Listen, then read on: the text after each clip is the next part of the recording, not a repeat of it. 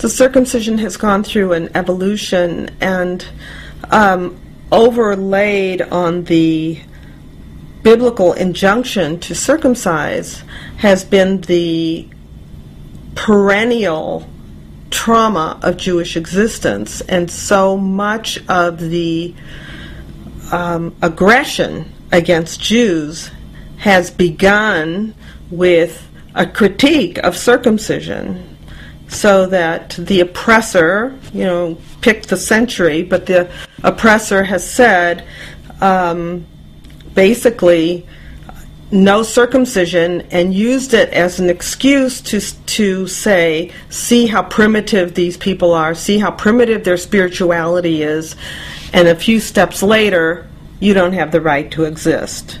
So the Jewish response, understandably, has been, don't you tell me how to define myself.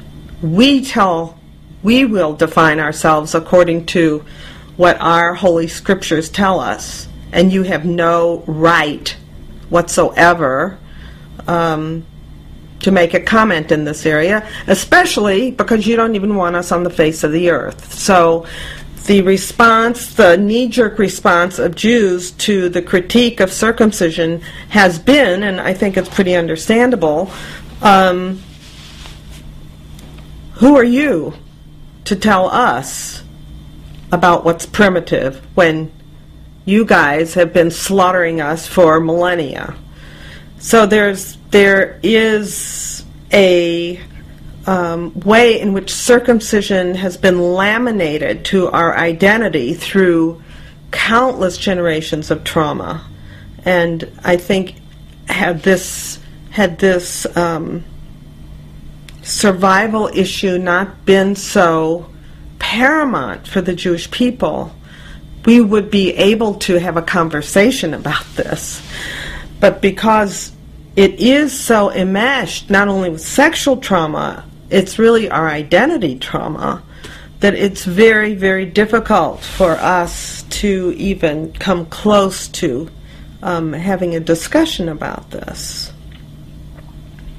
But if we think about, if we really think about whether circumcision is in our survival interest, it becomes, I think, pretty clear how irrational that argument is, because for many reasons. I mean, if you think about what happened during the Nazi era, how many thousands and 10,000s of Jewish baby boys and adolescents and men and older men did we lose because all they had to do was pull down pants and say, oh, you're a Jew, goodbye. And it certainly didn't serve their survival interest. I mean, do we really want our boys that vulnerable? Our girls weren't that vulnerable. Why do we have to have our boys so vulnerable? The other question I have is, especially in a country like the United States, and luckily there aren't too many countries like this, where circumcision is very common in the non-Jewish population. Luckily it's gone way, way down. But certainly for people 30 and over, most of the men have been circumcised. So what is the virtue of a man being able to distinguish himself from any other non-Jewish American?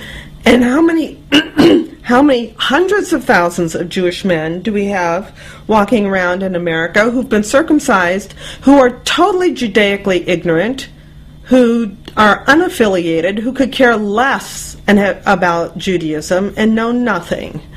It certainly hasn't in any way perpetuated the legacy of Jewish spirituality.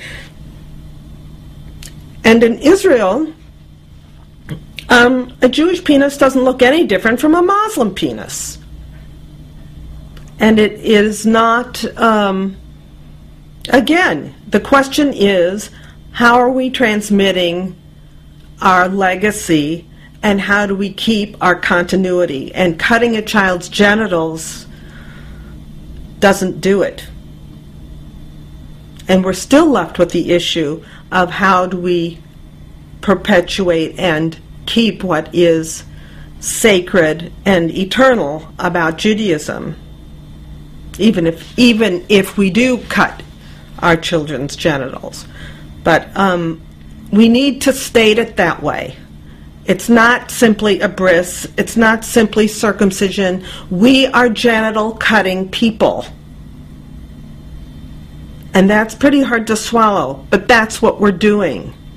And we do not have the right to hold down another human being and subtract healthy tissue for non-medical reasons. We do not have that right. And there is plenty in Judaism that would, that does contradict this kind of behavior. Much of the commentary in the Talmud, and certainly many of the laws in the Torah that talk about no tattooing of the skin, about how we are to treat animals, about how we're to treat each other, this really doesn't qualify in terms of Jewish values and Jewish principles. It is something that is very archaic, and we need to look at it for what it really is and stop it.